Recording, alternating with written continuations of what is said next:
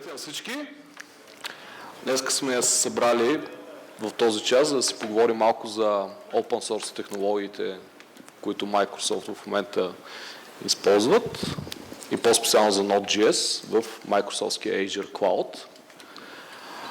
Нека да ви представя, тъй като презентацията днес ще бъде всъщност по малко специален начин ще я представим, ще бъдем двама човека, ще се опитаме да се допълваме. Надявам се да ви е интересно. Нека ви представя моя колега Михаил Матеев, който е Senior Technical Evangelist в Infragistics. Аз бих искал да ви представя моя приятел и колега в конкретната презентация Боби Симантов, Project Manager от House Group. Той всъщност е човека, който ме запали по Node.js и някои други технологии, за които сега ще ви говорим. Нашата презентация обхваща доста голям контент, обаче не мога да не спомена няколко думи относно това как решихме да направим тази презентация. В непринудена обстановка с приятели един път аз попитах Боби, хайде да направим презентация за Microsoft Azure. Аз му отговорих, окей, няма проблеми, само че искам и нещо свързано с Node.js да е все пак, нали? Никога няма да откажа Cloud технологии.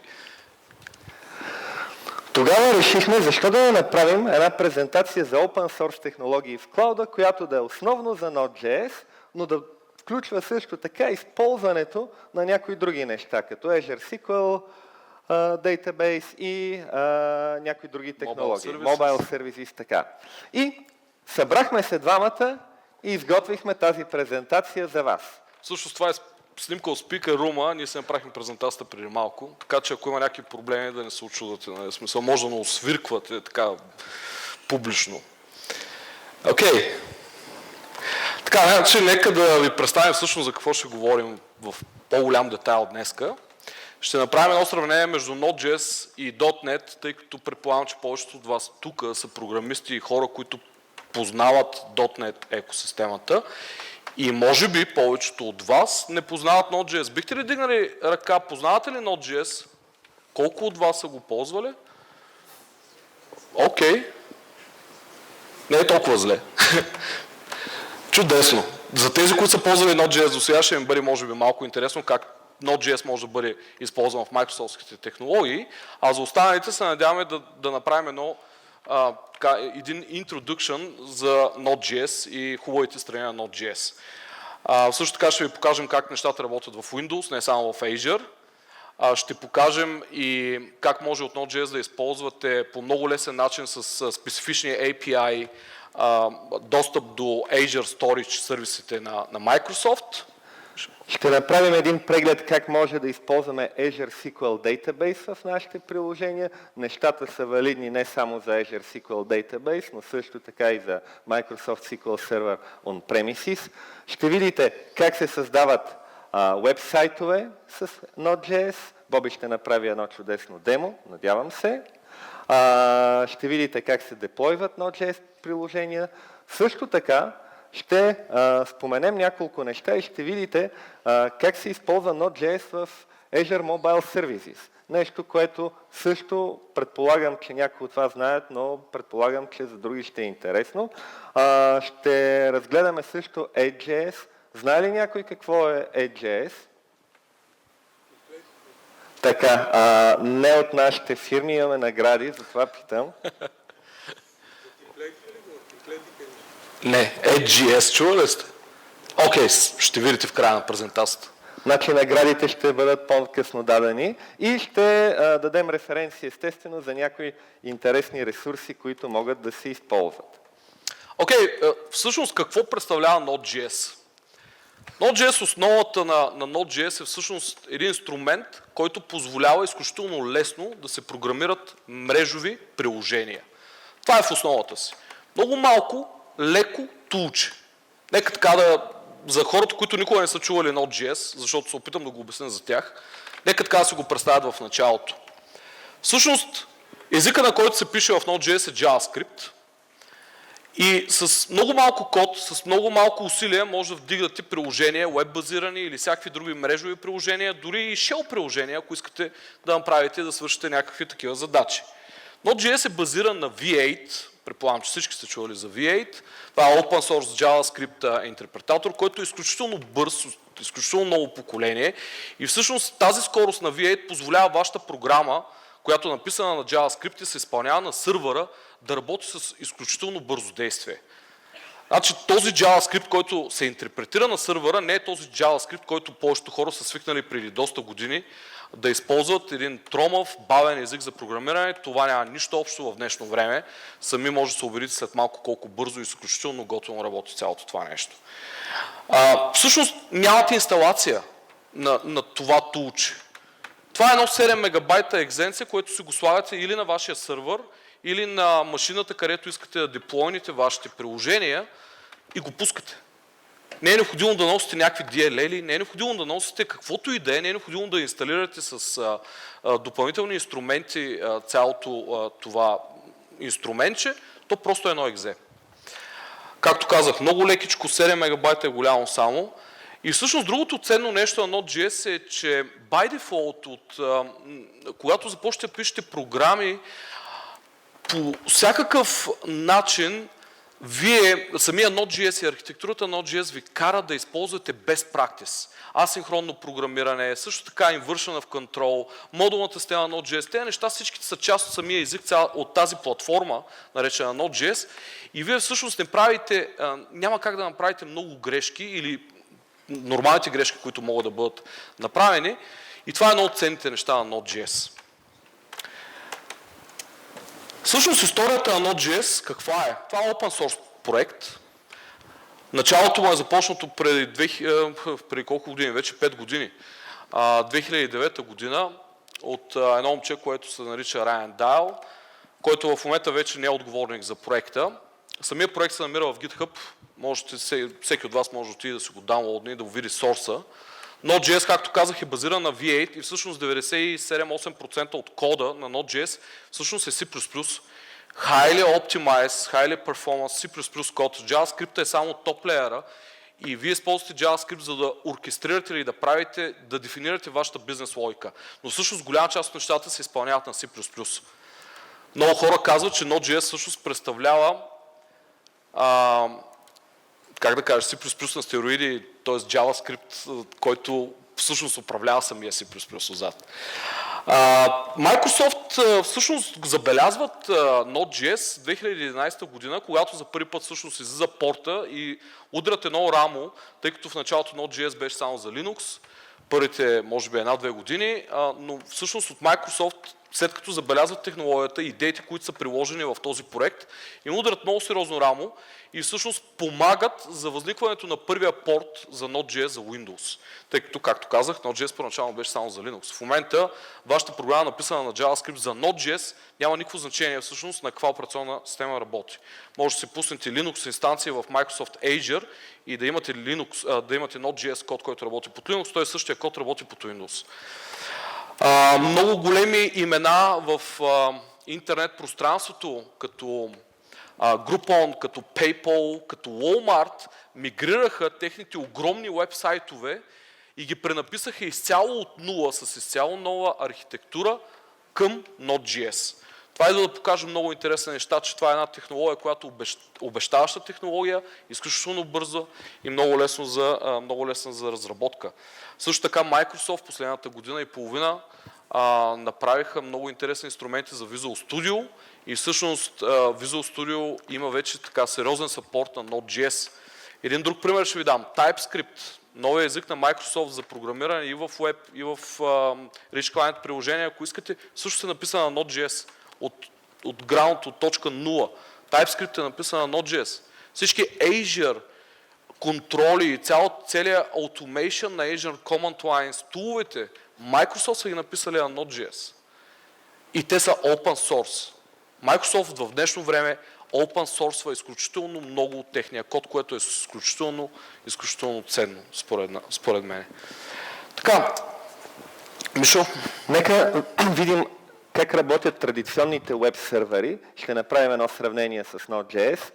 Предполагам, че всички вие работите с Internet Information Server или някакви други веб сервери, които съответно използват за различните задачи отделни тредове. Тоест, когато имаме някаква заявка, тази заявка се обработва от някакъв тред и съответно, когато заявката бъде обработена, треда се освобождава. Обаче какво става, когато имаме прекалено много заявки? Възможно е да достигнем лимита на сервера. Тоест, възможно е да имаме прекалено много блокирани тредове, което в един момент може да се окаже проблем.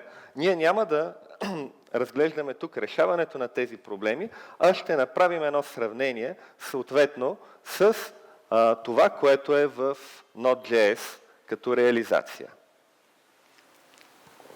Така, както казах, в Node.js всичко е асинхронно. Той по дефиниция, всичките input-output операции в Node.js са базирани на асинхронния модел на програмиране. И в Node.js всъщност Web Server модел е такъв, че имате един главен тред, който поема множество реквести, има пул от тредове, които обработват вече асинхронните операции отзад. Това позволява изключително гъвкавост и поемането на хиляди, ако не и милионни конкурентни реквеста в реално време от сингъл процес.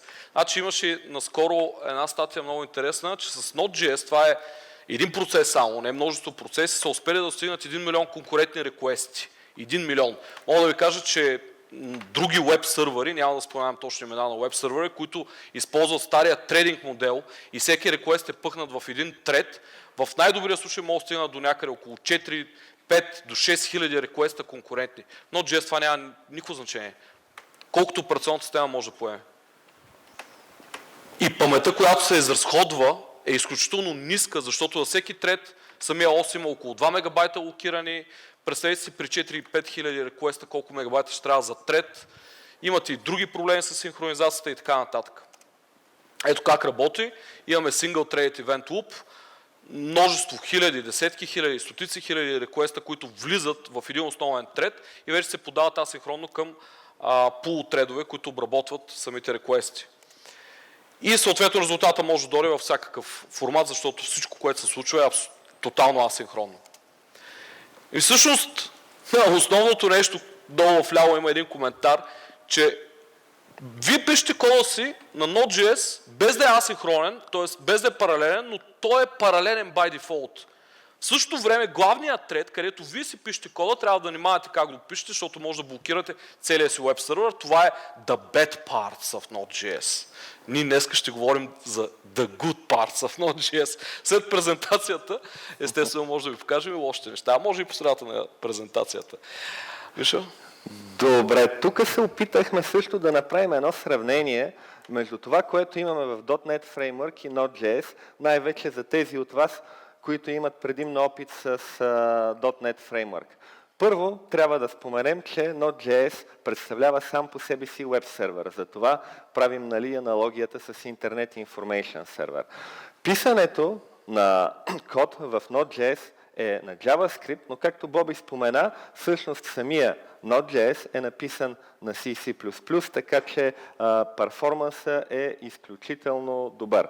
Когато работим с бази данни и съответно сме в света на .NET, логично най-често използваме Microsoft SQL Server и като ORM Entity Framework. Имаме много варианти в Node.js. Може да използваме като ORM Mongoose или някакъв друг фреймворк. Може да използваме MongoDB или други бази данни. По-нататък ще видите как се връзваме към Microsoft SQL Server.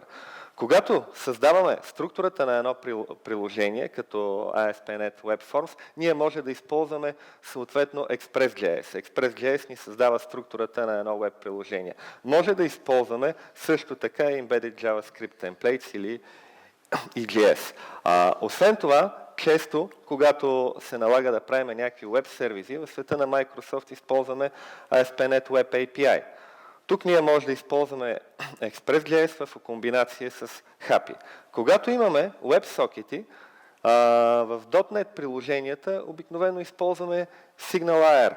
Тук използваме WSSocket.io и освен това, много често разработчиците свързват компонентите от потребителския интерфейс с модела на нашите данни посредством различни фреймворци, които за веб приложенията са абсолютно аналогични. Може да използваме Knockout.js или AngularJS и в двата случая. Окей, как работи Node.js? Сега ще се опитам пак да повторя поне част от нещата и да допълня това, което съм изтървал да кажа преди малко. Node.js е single-threaded. Не се плашете. Нали, в смисъл в света, където 40 ядрената машина е доста достъпна, 40 ядра означава 40 треда паралелни, Node.js е single-threaded. Why? Има обяснение за всичкото това нещо. В същото време, както и казах, Node.js е изключително бърз и как са успели да постигнат такава скорост и в същото време всичкото това да става от един тред. Това е невъзможно. Да, ама е възможно. Същото е възможно, защото, както казах, Node.js е базиран на така наречен event loop и пул от тредове. Всъщност входящия тред поема първичната комуникация към света и всъщност всичко останало се случва в множество от тредове. Ще ви дам един пример. Ако искате да четете файл от хард диска, в нормалните езици за програмиране визирам синхронните езици за програмиране, тъй като в .NET 4.5 и по-нататък вече има асинхронен достъп до input-output операциите.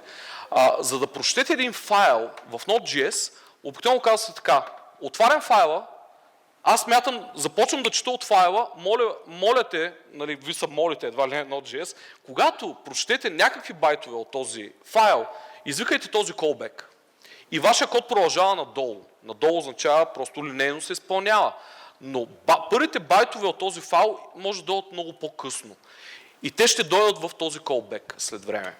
Значи, защо обяснявам това? Защото всъщност има други тредове в бекграунд, които работят, които всъщност са локнати и когато данните дойдат, влизат в синхрон с главния тред и пушват тези данни, които са прочетени от хард диска или изобщо от какъвто и да е там преносител на данни, може да е сокет, може да е каквото и да е, може да е USB, и ви дават тези данни на вас. Всъщност това какво е? Ами, вие нямате нужда, вие пишете асинхронен код през цялото време, паралелен код, който се изпълнява паралелно и нямате проблеми с конкурентността. Един от най-големите проблеми при писането на мултитрейдинг приложения е достъпа до глобални и изобщо шерната памет, която се достъпва едновременно от много тредове. Това е изключително сериозен проблем за решаване. Много хора много трудно го решават, а пък при много сериозни системи изключително трудно се дебъгва този проблем. Затова всъщност, използвайки един главен тред и скрит полутредове, по много елегантен начин се решава в 98% от случаите се решава този проблем. Съответно, вашия код просто няма как да локне, или както се нарича, той е deadlock free, от гледна точка на тредовете, които се изпълняват вътре. Ето нагледно всъщност какво представлява стария threaded модел, когато имате реквести. Тук вляво за всеки request има отделен тред, съответно това означава много памет, означава свичване на контексти в CPU-то и така нататък. Има си просто своите недостатъци. А в 99% от времето, тук е тънкия момент, 99% от времето програмите ни обикновено седат и чакат. Какво чакат? Чакат данни. Значи това е най-големият проблем в днешно време. Компютрите и CPU-то са толкова бързи, че те могат да правят страшно много неща, но тази бързина зависи от данни, а тези данни трябва да бъдат извлечени от някъде. И вместо да седим в 99% от времето и да чакаме и да пишем синхронни алгоритми за синхронизиране на тредове, които така или иначе чакат, нека някой го свърши вместо нас и ние да си пишем бизнес логиката, да не се занимаваме с глупостите отзад. И както в дясно виждате в Event Loop модела, всъщност реквестите влизат и се закачат в един Event Loop, където се обработват и се подават в един трет от половина. Това всичко е скрито от вас. Вие не се занимавате с това нещо. Ако искате да пишете native binding, защото на Node.js се пише много лесно на C++ и може да моделирате някакъв по-специфичен алгоритъм, който изисква high performance, директно на C++ и да го закачите в Node.js, тогава вече може да се интересувате от този трет от пулове, тогава може да си добавите вашия calculation, вашата част, която калкулира някакви работи, изпълнява някакви тежки неща, в този трет от пулове. Така. Значи, да, кажи. Извиняй, Боби. Защо всъщност, аз казах голяма част от нещата, защо Node.js е интересен? Друго нещо, което не споменах е, че се пише и се програмира на JavaScript, а всъщност JavaScript е много готин език, особено когато обърнете и наблегнете внимание на хубавите неща в езика.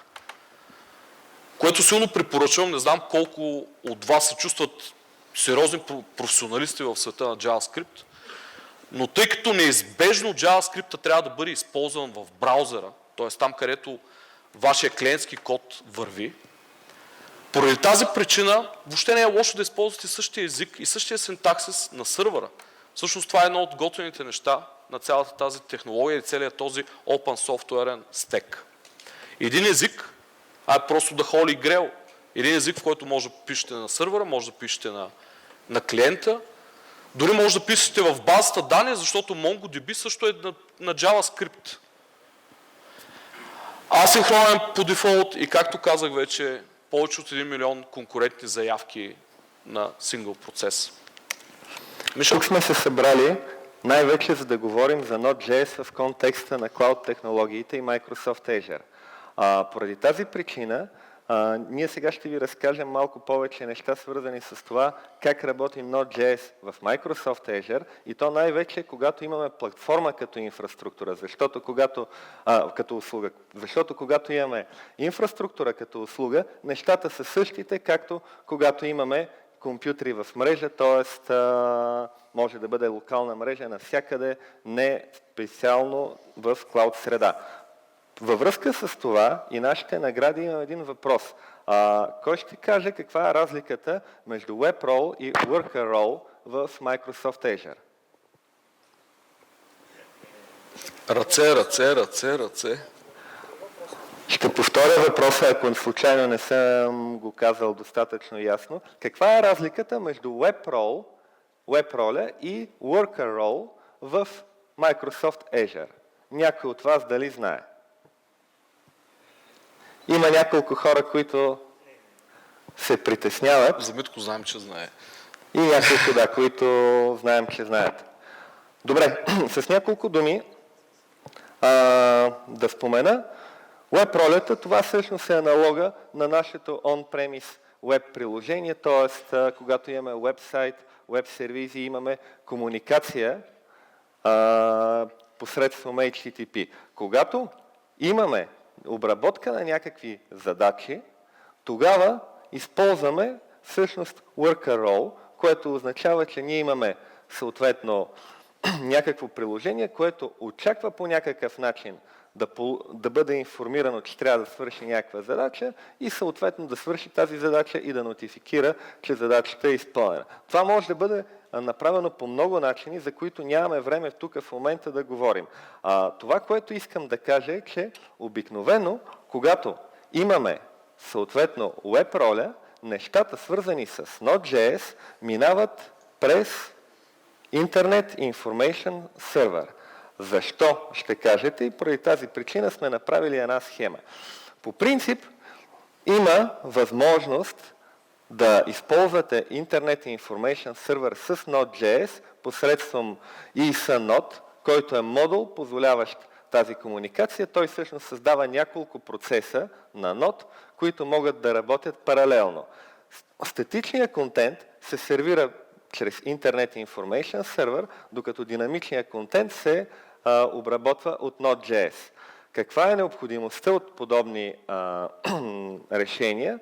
От една страна, аз ще прескоча един слайд, за да дойда тук, от една страна вие може да използвате многото ядра на вашите машини, на вашите сървъри, защото може да се използват много процеси, може да имате съответно допълнително подобряване на перформанса, защото все пак статичният контент се сервира от Internet Information Server, може да имате по-лесен мониторинг, конфигурация, логове и като цяло това е препоръчителният вариант да направите веб роля. По принцип, когато правите някакви проекти, така и заложено, вие трябва да направите веб ролята с помощта на ESA-Node и Internet Information Server. Ако се постараете повече, бихте могли да направите така, че да работи и Node.js като web роля, но това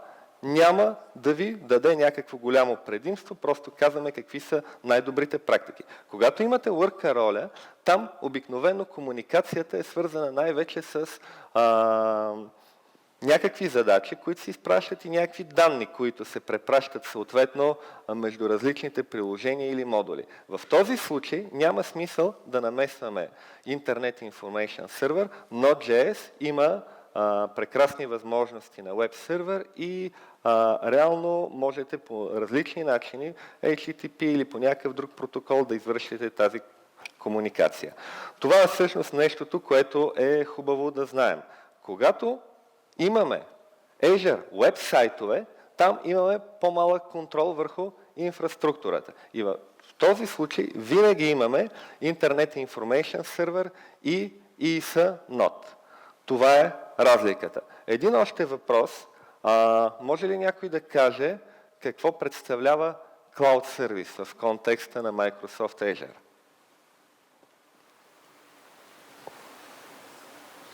Мълчание. По-смело. Azure някой ползва ли от вас? Не. Добре, ще се опитаме. С две думи само да кажем, за да не бавим.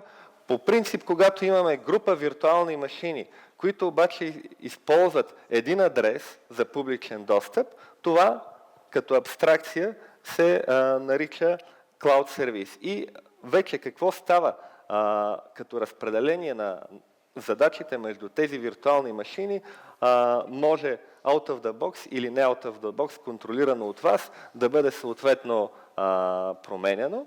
Така че реално вие да имате възможността да използвате няколко различни машини за обработка на данни и някакви допълнителни сториджи, т.е.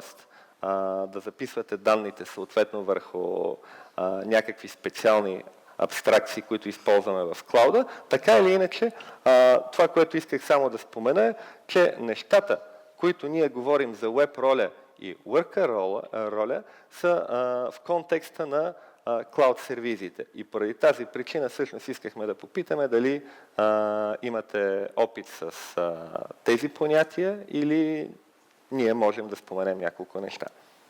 Да, също както споменахме в началото, Azure предлагат, когато използвате сервисите в Azure, предлагат едно нещо, което се нарича Azure Storage и Microsoft са доста мили, всъщност, са направили изключително готини модули на Node.js специално, както всъщност те ги има и за C-Sharp, и за .NET, и за, мисля, че и за PHP, не съм много сигурен. Мисля, че ги има. Има, да. Да, всъщност, когато вашия сервис или вашето приложение, което е клауд-базирано приложение, дали е вебсайт или worker, изпълнява web worker и така нататък, всъщност може да използва Blob Storage, Table Storage или Queue директно от Node.js. Много са приятни модулите, написани са много хубав JavaScript, много хубав Node.js, съобразени са изцяло с тенденциите и дизайн петърните, които трябва да се спазват в Node.js и са направени изключително професионално. Всеки може да си поиграе с тези неща с един free trial акаунт. Може да се регистрирате в Azure, ако нямате акаунт естествено, и да си направите един много малък ап, който записва данни някъде в различен storage, дали би било то Table или Queue или Blob, няма значение. Така че тук искахме само да споменем, няма да навлизаме в детайли в storage сервисите, но просто искахме да кажем, че Node.js в Azure се съпортва чудесно native, нали, ако мога да кажем, че е native директно в Azure. Радост мога да ви кажа, че Microsoft SQL Server, както и имплементацията за Azure SQL Database, се поддържат от Node.js чрез един модул, който е един от доста ранните модули, имплементирани за Node.js, NodeSQL Server, който има минимални промени последните 2 години, защото просто работи много добре и се ползва безпроблемно. Може да намерите, понеже Node.js е open source, и някакви реализации, които са съответно от други ентусиасти. Но това е модула, който препоръчително се използва. Защо го използваме? Първо, защото е изключително прост по дизайн, изключително надежден и съответно с много просто API. Той се използва по подразбиране, когато имаме Azure веб-сайтове за връзка с SQL сервер на тези веб-сайтове. Когато правим конекция, конекцията е абсолютно идентична, както когато вие работите с Ado.NET в вашите приложения. Тоест не се налага да знаете никакви допълнителни неща, как правите конекция, отделен синтаксис или нещо подобно. Драйвера, който е за Node.js, е направен така, че нещата като настройки да стават максимално аналогично. Боби? Да, всъщност тук показваме един пример как се отваря connection към SQL. Като connection string го подавате като първи параметър и тук всъщност е пример за асинхронно изпълнение на задача. Вие отваряте connection, казвате SQL open, но всъщност то нищо не се случва веднага. Това само се стеква в пула с задачи във вашия event loop и когато всъщност се случи самия connection, вие получавате callback, който е втория параметър на функцията. Втория параметър на първата функция, извинявам се, е този callback и вътре имате като първи параметър, обикновено това е също дизайн петърн в Node.js, тъй като тук при асинхронното програмиране реално няма добър начин да се направят ексепшените да се хващат по правилен начин. Дизайн петърн е първия параметър на всеки callback, всъщност когато има input-output операция да бъде error state. Това е един обект, който ви носи всъщност самия exception. Всъщност на втория ред проверяваме дали има error и ако има error, нека да го тролнем. Тъй като JavaScript е функционален език, този ред е напълно валиден, не е необходимо да правим if. След това на следващия ред просто правим заявка към база данни и казваме стринга, който е query-то, може ли да вземем това нещо. Тук предполагам, че виждате мишката. Да, виждате. Пускаме заявка към база данни, взимаме всички данни и ги аутпутваме към респонда и респонда го затваряме тук в края. Примерът е изключително простичък, лесен. Идеята е да визуализираме просто как се взимат данни от SQL сервер. Всъщност, едно от готвените неща е, че той ми ще говори в следващия слайд, че данните влизат директно в JSON формат. А JSON формат е най-удобният формат за аутпутване на данните към web браузър, защото ги поемате от другата страна пак от JavaScript. Не е необходимо да ги репарсвате, препарсвате и така нататък. Това всичко го прави браузъра автоматично за вас. Боби разказва всъщност как получаваме данните от SQL сервер, но понякога се налага при нашите заявки да актуализираме някакви неща в нашата база. Така че трябва да имаме в предвид съответствията, които има между различните типове, които използваме като JSON и това, което е в TSQL, Transact SQL. Можете да се запознаете допълнително с повече детайли в съответно GitHub, където е цялата документация. Това да ви го представяме просто като интересен момент, за който трябва да внимавате. В смисъл, че ако някакви ваши данни съответно са в някакъв друг формат, трябва да го имате в предвид записани защо се е получило. Ако искате специално да имате форматиране в базата данни, каквото вие искате, може би ще ви се наложи да имате някакъв допълнителен код за обработка на тези неща.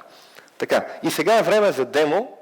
Боби ще направи, надявам се, едно чудесно демо. Окей. И аз се надявам, така пък ще видим какво ще се получи. Добре, значи директно отиваме онлайн. Това е сайта и дашборда на Microsoft Azure, който го е използвал, го познава достатъчно добре. Който не, сега ще се опитаме да направим една демонстрация, която всъщност ще бъде много така простичка, без много детайли технически. Целта е просто да направим ново въведение в нещата, за да можете вече, когато се преберете по офисите си или в къщи, ако сте фриленсъри, вече да започнете да си играете малко в дълбочина. Как се създава? Аз ще направя един вебсайт базиран на Node.js. Натискаме вебсайт, трябва ни compute вебсайт и тук ще изберем директно от галерията, която ни предоставят от Azure.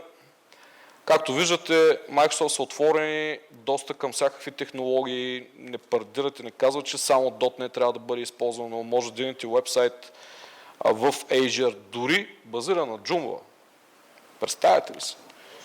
Може и на Jetty, това е Java и така нататък и така нататък. Но ние в нашия случай, за целта на тази презентация, ще използваме стандартния стартер сайт на Node.js. Може би е добре да скрия тая лента само една секунда. Окей. И ще го кръстим Node Touch. Добре, свободен е домейна, субдомейна всъщност. Ще изчакаме мъничко. Това отнема някъде между 10 и 15 секунди. Мишо може да разкаже един виц. Майтап се прави. Аз мога да ви разкажа всъщност какво ще правим в последствие. Този проект, който ще бъде създаден всеки момент, надявам се бързо, всъщност представлява boilerplate код, който е вкаран в един Node.js проект, който се изпълнява като вебсайт. Вътре ще има Authorization, Authentication, който вие може да си го допълните, промените, да видите как е написан. Това е просто един готов излят код. И ние ще направим една малка демонстрация с Real-Time WebSocket комуникация, защото Node.js, едно от най-готовите му неща е това. Вие имате Real-Time Live комуникация с веб сървъра, двупосочна, използвайки WebSocket. И ако Господа над лайв демотата е на наша страна, може и да се случи нещо. Работи. Все още деплойваме, добре. Good! На наша страна чуме. Добре. Току-що си направихме вебсайт. И ако кликнем на този URL, виждате, че става в рамките на, може би, под минута. Той в момента си препасва нещата и пали сервисите. Хоп! Това е нашия вебсайт. Някой свърши мръсната работа, вместо ние да я вършим. Имаме един стандартен проект, между другото, може да използвате това URL, да го отворите от вашите машини и да видите, че всъщност работи, че не е фейк. Добре, нека да влезем вътре в конфигурацията на нещата. Едно от първите неща, когато влезете в един вебсайт, направен за Node.js, е да отидете в конфигурацията и да разгледам, поне моята първа работа е така, да разгледам какво мога да правя там. Значи, както виждате, самия така наречена виртуална машина, тя е микровиртуална машина, която върви всъщност отзад, поддържа някои от тези фреймворци. Всъщност, вие имате Node.js проект, обаче може да имате приложения написани на .NET и те да си работят съвсем спокойно. PHP-то в случая не ни трябва, нека да го изключим. Java-та също не ни трябва. Python е by default 2.7.3. По принцип може да бъде сменен. Но нека да включим WebSocket-ите. И другото нещо интересно, което искам да ви покажа в момента е най-новите неща, които са развили, свързано с Visual Studio Online и как всъщност този вебсайт можем да го редактираме без изобщо да имаме Visual Studio инсталирано при нас, да имаме каквото и да е IDE инсталирано при нас, всичко се случва в един браузър. Така, след като направихме тези промени, надолу може да разгледате по принцип, че има страшно много опции, такива готини, дефинирани, където може да се дефинират и connection стрингове, примерно дефолт документи и така нататък. Това нещо са детайли, които всеки от вас може сам да си ги погледне. Записах току-що конфигурациите и ще се върна обратно в дашборда. Дашборда е всъщност място, където виждам как се движи моят сайт, какви са реквестите, колко data in-out минава през тях. Обаче тук в дясно има една опция, която ако не включите, по дефолт е изключена все още, която се нарича Edit in Visual Studio Online. Ако го кликнем горе в URL-а, забелязвате, че всъщност след node-touch Azure Websites.net, ако ударите рулата dev, влизате в един свят, който представлява нещо много близко до Visual Studio, което това е мини Visual Studio, нека така да го дефинирам. Главният сървър JS файл представлява това нещо. Имате код, syntax highlighting, имате плагинки, като примерно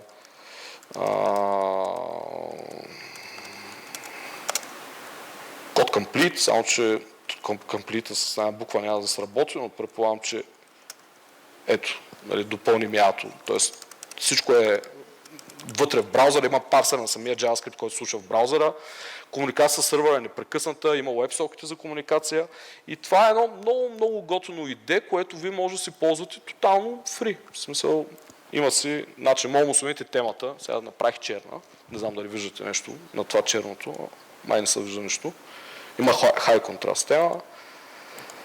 Така, обаче, това, което искам да направим е да видим нещо друго. Това, което Също е интересното е да ви покажа как работят WebSocket-ите набързо в това готово приложение. Ако отидем в приложението, което работи в момента, и тук натиснем на чат линка и изчакаме малко се зареди, общо взето доста бързо. И в момента може да се чатим, нали така. Само, че едно от нещата, които липсват в случая е, че не се... Между другото, някой може да се конектва. Изчакайте малко, след малко ще се конектнете. Нека да отидем да добавим едно нещо, което се нарича име. Тоест стандартното име, което е забито тук, това е кода. Това е основният код, който се изпълнява на клиент сайта, използва Socket.io за комуникация с веб сървъра и всъщност целият чат представлява това. Има много езици, на които мога да напишете по-кратко.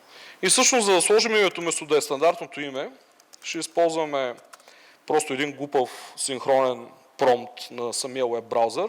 Както виждате, аз не съм в IDE, нямам Visual Studio офлайн, така нареченото, или голямото Visual Studio, просто се редактирам някакъв текст в браузър. Натискам Ctrl-S и правя един рефреш и вече имам промпт. Нали, всичко става в реално време. И нека аз ще напиша Боби. Окей. Тук някакви хора вече са логнали. Hi, how are you? Нека да отворим още един. Боби 2 ще го кръстя, това е промпт 2.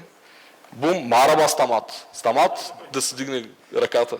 Който псува ще се види, нали? Така че внимайте. Обаче има един проблем. Всъщност до тук имаме вече и сме някакви много яки програмисти. Нали? Много хора, ето почнаха да влизат хора. Супер! Още хора искам, още. Обаче има един недостатък цялото това нещо. Не знам да ви прави впечатление. Те влизат някакви хора, тук един скрол бар се движи на някъде. Трябва... В смисъл, Microsoft са решили това нещо да не го имплементират. Доимплементират, т.е. автоматично скролване. Аз си подготвих един пищов, за да съм сигурен и да не правя глупости пред вас. И всъщност ще направим така, че този скрол бар, който преди малко се движи, този чат с съобщения, да може да се скролира и се държи адекватно като всеки нормален чат, като Skype или нещо от този род. За целта просто трябва да отидем в фронтенд кода. Това е фронтенд кода, той е базиран на jQuery. Тук се закачват меседжите, просто в края по най-простия начин. Естествено не казвам, че това не е, че е най-добрият начин, но всеки 300 милисекунди просто така реших да го направя. Вместо да закачам на всеки меседж тук промяна на скрол топа, аз променям всъщност вертикалната позиция на скрола. Това е един ред. В клиент сайта изпълнява съм браузъра. Записвам кода, правя рефреш. Бум! И сега вижте скрол бара се върви. И всичко е... И някой са кефи. JSX са окей. Няма лошо. Но JS измама. Кой го е написал това? Добре, дължите ми $16 милиарда, това е следващия WhatsApp. Готово е, в смисъл мога да го пуснете онлайн и да се продава. Това е смисъл тук нататък, като използвате един базис, който целият Azure ви дава, може да си пишете всякакви програми и да разработвате и да правите експерименти по много лесен начин, без да се занимавате с сериозните неща от деплойване, прекомпилиране и така нататък. Между другото, ние имаме един слайд, който Мишо мисля, че беше тук, 31 слайд. Да. Опа. Shift F5, да. Направихме малко грешка, няма проблеми. Значи, Shift F5. Така, Node.js, както казах, изпълнява кода от JavaScript, не е необходимо да бъде компилиран. Тоест, no build needed, of course.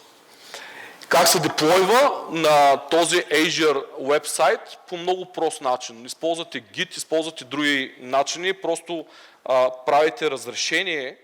Ако се върнете в дашборда на самия вебсайт, който се казва NodeTouch, и просто му кажете, аз искам да set up deployment from source control, и тук самия Azure ви предоставя различни начини. Вие може вашия код да си го сложите в GitHub, може да си го сложите в Dropbox, може да си го сложите да използвате local Git repository, както и нали, самия Visual Studio Online, Codeplex или някакъв external repository, базиран на, не съм сигурен за SVN, но със сигурност Git на ваш сървър. Просто избирате тази опция, примерно нека ще изберем Local Git Repository, натискаме OK, изчаквате много кратко време, първото съобщение е минало, OK, в този момент вече имате, ако се върнете в View Deployments, примерно тук, ви дава пълна информация за вашите URL-и и всички credentials, които трябва да дефинирате и инсталирате, за да имате Git достъп. Всъщност, ето това е. Инсталирате Git на вашата машина, това е URL за Git URL, за да направите Git клон. Правите си init, add, commit и от тук нататък това е клона. Тук нататък ползвате Git по същия начин, както използвате Git. И в момента, в който направите push, тъй като има server-side hook за Git пушове, автоматично Azure ви рестартира Node.js и вашите промени автоматично ги виждате лайв. Едва ли не може да правите Git commit, Git push от вашата локална машина и в момента, в който видите Git push, докато направите Alt-Tab и рефреш в браузъра, вече виждате новата версия на вашия код. Това е друг начин за програмиране. Ако искате, свободно сте да го правите. Самия Visual Studio Online, в момента, в който аз съм enable на Git за моя проект, той веднага разбира всъщност, ето така, сега ще ме поиска всичките сорсове, които имам, да ги добави към това репо, init commit, примерно. Натискам OK. И има много готина интеграция в самото Visual Studio Online с самия Git. И тъна. Добре. Мисля, че от тук вече си на демото. Използвам случая да изгоня Боби от презентаторския компютър и все пак преди да направим демото, няколко думи за мобилните сервизи. Нямаме много време, 6 минути, но ще се опитам да съм кратък, не обстя. Мисля. 6. Така ли? Или 7-8. Добре. Мобилните сервизи какво представляват? Нов въпрос. Някой от вас може ли да ни каже? Има няколко хора, които са работили и знам, че го знаят това нещо, но или са притеснителни, или мислят, че няма да получат награда. Добре. Значи, мобилните сервизи всъщност са лесен начин да реализирате приложения, които съответно осъществяват комуникация между мобилен клиент и някаква сървърно приложение, което има сравнително стандартизирани операции, т.е. крут операции към база данни, възможности за аутентикация, push нотификации и това е като цяло. Какво всъщност трябва да знаем? Че когато реализираме Mobile Services, основната опция е Node.js за сервер-сайт скриптовете. От края на миналата година, като бета, се предлага също и C#, но за момента основна опция и също така напълно функционираща, без някакви забележки, поне от моя страна, е реализацията с Node.js. Съответно, имате някакво клиентско SDK, което заедно с Azure SDK за Visual Studio съответно бива инсталирано и можете да правите съответно за различните платформи приложения. Имам предвид в Visual Studio, но не само. В Visual Studio естествено може да направите веб клиенти, Windows Phone с Xamarin, приложения за други мобилни платформи. Така, основното, което всъщност като функционалност нас ни интересува, са крут операциите, т.е. редактирането и правенето на справки към някаква база. Ние ще направим едно такова демо посредством REST API, изключително просто, бързо създаване на подобни сервизи. Това, което като начин на комуникация се осъществява, в тази схема го показваме, всъщност ние имаме някаква REST заявка и имаме отделни скриптове за съответните операции към данните. Тези скриптове могат да се редактират през Azure Management портала, но освен това, вие можете от Visual Studio 2013 да ги редактирате директно on the fly в вашето Visual Studio. Тоест имате проект, ние това ще видим и може да го правите редакцията на сървърните скриптове, без да ги даунлоудвате в структурата на вашия проект, просто ги отваряте в вашия редактор и актуализирате сервер-сайт скриптовете. Така, няколко думи за Authentication Services. Тук няма да имаме време за демо. Може да използвате OAuth с различни провайдери, т.е. това, което в момента е много актуално, ако искате някакви потребители да се аутентикират, да използвате съответно OAuth с Facebook, Twitter, Microsoft ID или Google. Така. Това е общо взето схемата. Нямаме време, затова продължавам набързо нататък. Последното нещо, за което ще покажем всъщност малко и нашето демо, е свързано с push нотификациите. Може ли някой от вас, понеже имаме награди, до момента на никой не успяхме да дадем награди, да каже какво представляват push нотификациите? Така. Вие ги ползвате непрекъснато във вашите мобилни приложения, поради някаква причина в момента може би хората се притесняват съответно да кажат нещо, което може би е прекалено просто като някакъв въпрос. Идеята е, че механизъм, при който може да получавате нотификации от сървъра, че има нещо, което съответно се е случило, обаче вашето мобилно приложение съответно не проверя непрекъснато периодично за това дали се е случило нещо, да се получава нотификация по определен механизъм чрез сървърът с регистрация на вашето приложение, така наречената push нотификация. Тук няма да имаме време, за съжаление, да обясняваме повече в детайли процеса на тези неща. Има възможност за всички мобилни платформи да се реализират такива механизми на push нотификации. И освен това, преди да имаме демо, за което останаха 3 минути,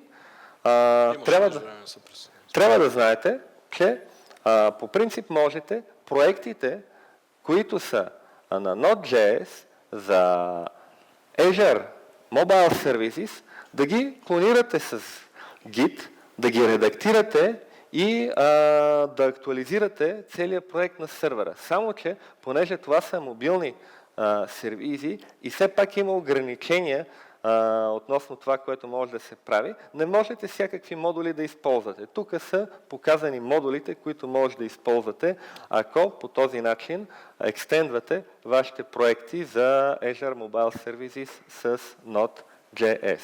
Така, и дойде време и аз да направя някакво демо, надявам се, ако Боби не си е направил някаква шега с мен, съответно, за тези неща. Когато сме в менеджмент портала, можем да създадем по такъв начин нов мобайл сервис, където съответно може да избираме нашата база по дефолт. Тя е SQL сервер. Ще използваме една нова база данни. Може да си изберем subscription и регион, където съответно да направим това. За съжаление, тук има една особеност, че в дейта центровете в West Europe Mobile Services не се предлагат. И аз и Боби обичаме West Europe като регион, понеже достъпа до този регион, дейта центровете там е изключително бърз. Но в конкретния случай ще трябва да изберем съответно някакъв друг регион. Можем да избираме, това нещо е всъщност различното, за което ви говорих. Има и .NET Preview с C#, което позволява да правите Azure Mobile Services с помощта на C# и да реализирате Windows Phone проекти, където тези скриптове да бъдат свалени, после актуализирани. История, която някой друг път може би ще разкажем. Нека да се върнем към JavaScript. Създаваме приложение, което ще е съответно, да го кръстим примерно InTouch,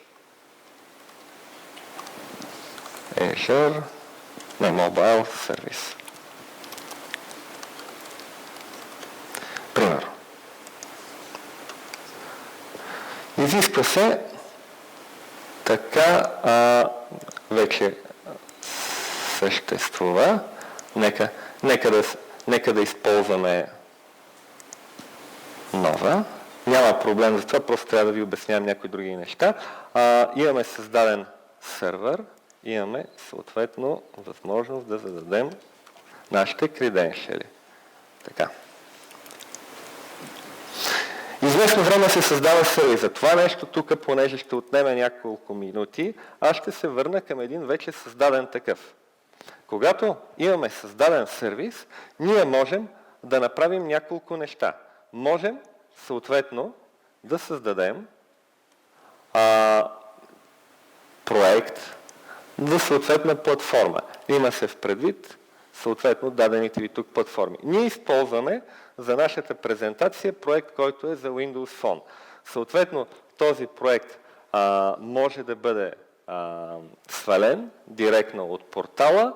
Ако случайно не е създадена една таблица, която е за първоначално тестване с някакви базови функционалности, to-do item, има се в предвид таблица, която е с няколко полета и представлява възможност да видите как работят мобилните сервизи, когато имате някакъв лист от таскове, може да я създадете и си сваляте като zip архив вашия проект. Така.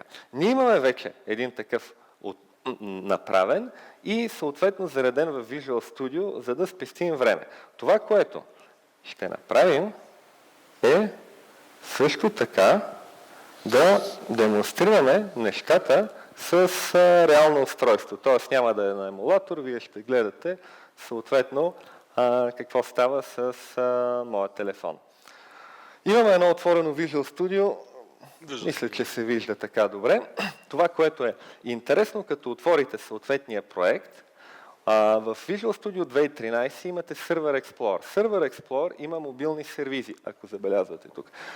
Там, ако отворите съответно тази група, за съответния мобайл сервис имате съответните таблици и скриптовете, които може да редактирате както се казва, on the fly. Това, което в момента ми поиска е аутентикация, понеже за да се получи достъп до мобилните сервизи, съответно трябва да се логнем с credentials. Аз го бях направил преди доста време, преди нашата презентация и съответно това време вече е надминало лимита, за който имам съответно валидност на тези credentials. Така, това, което ние сме направили е да променим малко функционалностите в нашето приложение. Няма да обясняваме много детайли, понеже това е цяла тема. В момента, когато добавяме нов елемент в нашия списък, ние ще правим проверка за валидност по някакви критерии, много просто, тук някаква стандартна сме задали за дължина на стрига и ще върнем съответно код за BET request, ако не отговаря на тези условия, това, което сме въвели. Ако съответно ние имаме валиден стринг, ще направим едно друго нещо, което е свързано с изпращането на такава push нотификация. Push нотификациите са нещо, което ние трябва, за да се осъществи, съответно да включим тази опция в нашия проект за Windows Phone, т.е. да имаме съответно тези capabilities и трябва да добавиме малко допълнителен код, който е свързан с тези push нотификации. Трябва да регистрираме нашето приложение. Сега е момента да му вземете токена. Да, ако сте бързи, може да направите снимка и съответно после да си направите шегичка с мен. Примерно. Може да се създаде съответно канал, който да се използва за такива push нотификации за изпращане. Така, в нашия код всъщност ще се появи, за да обясня, когато добавим нов елемент, ще се появи името на новия елемент на един тайл, който съответно го има на забоден, секунда, тук на основния екран. Актуализираме, съответно аз ще направя и деплой на това, което е в момента, защото може да имам по-стара версия на телефона. Така, съвсем стандартен пример, който доста подобен. Екрана появи на... Доста подобен, може да намерите, мисля, че в Azure Training Kit. Така, тук ще кажем, че трябва да направим Това е презентация. директно от телефона и се стримва самия екран на телефона. Тоест не е фейк, не е емулатор. Това е истинския телефон и приложението беше деплойнато в реално време, компилирано в Visual Studio. Така, това нещо се добавя. Значи, приготвяме презентацията и трябва след това, може би, да пием бира. Примерно. Така. Записваме това нещо. Появява се. Нека да видим нашия екран, ако се върнем тук, съответно, какво казва на нашия тайл текста, че последната задача, която трябва да изпълним днес, ако съм коректен, е да пием бира. Така.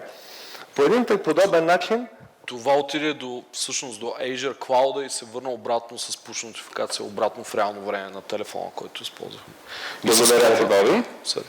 По един подобен начин, всъщност, ние използваме Node.js в едни комплексни приложения за сервер сайт, но на клиента всичко това, което правим, е в конкретния случай на C#.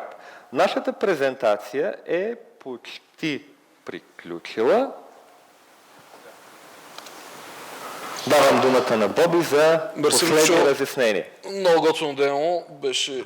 освен това и тръгна както очаквахме, върви, което е success.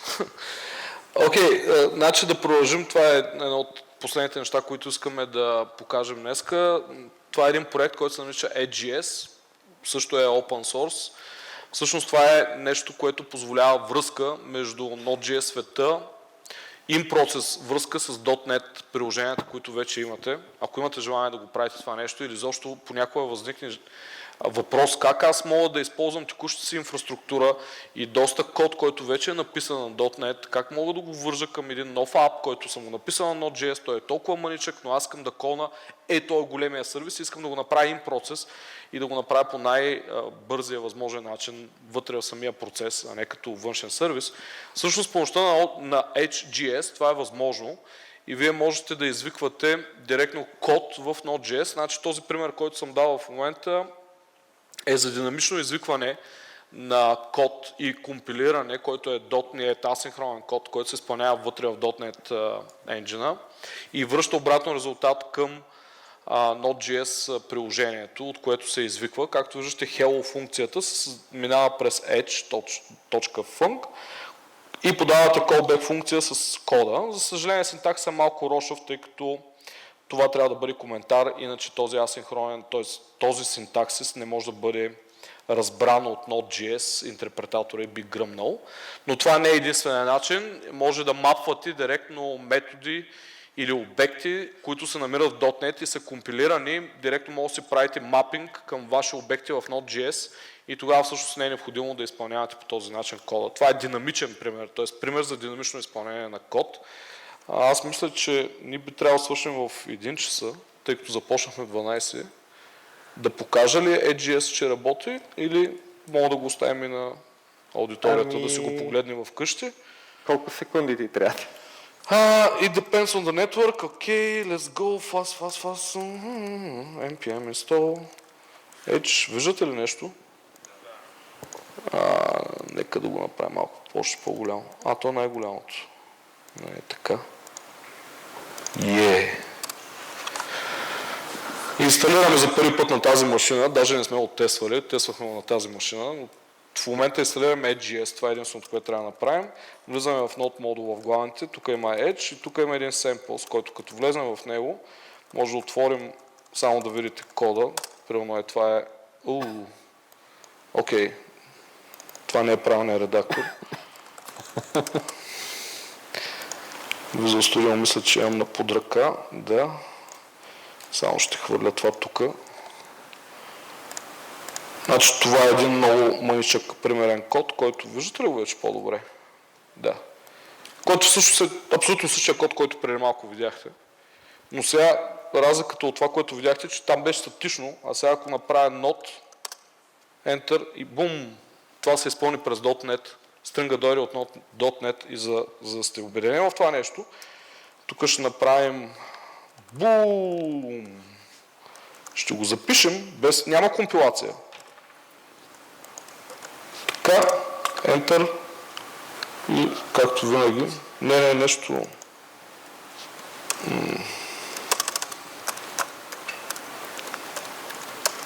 Момент.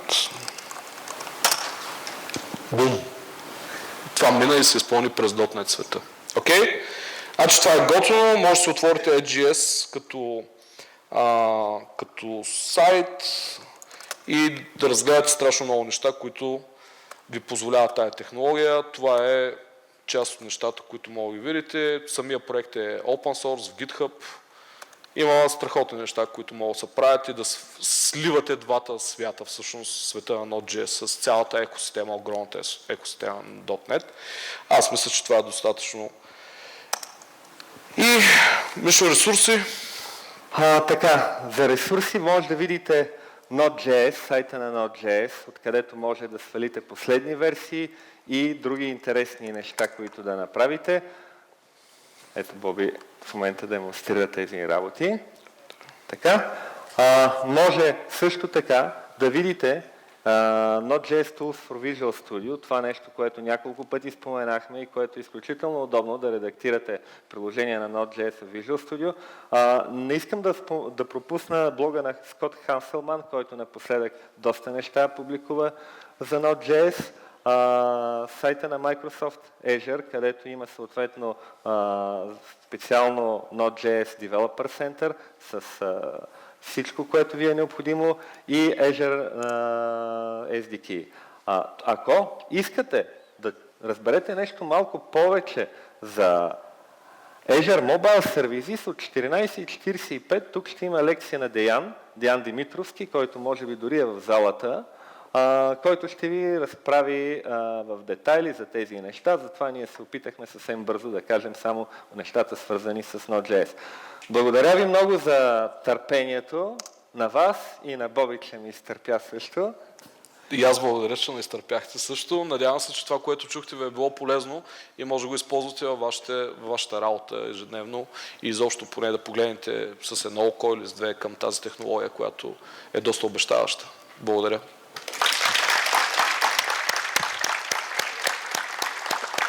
Мисля, че има няколко души от първите редове, които все пак се опитаха нещо да кажат или предположат, така че мисля, че